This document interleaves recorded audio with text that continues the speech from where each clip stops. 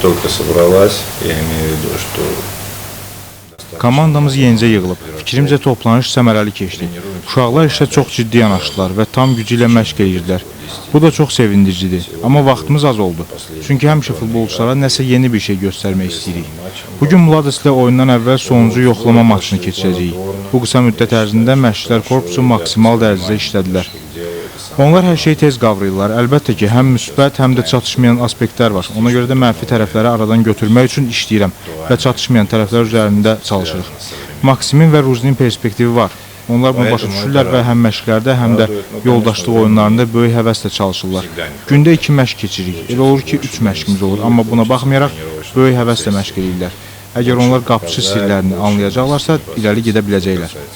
Azarkeşlərə demək istəyirəm ki, səbirli olsunlar. Çünki komandamız yenidən qurulur. Futbolçular ürəkdən çalışırlar. Biraz vaxt lazımdır ki, futbolçular bir-birini tam başa düşsünlər. Bizə inansınlar.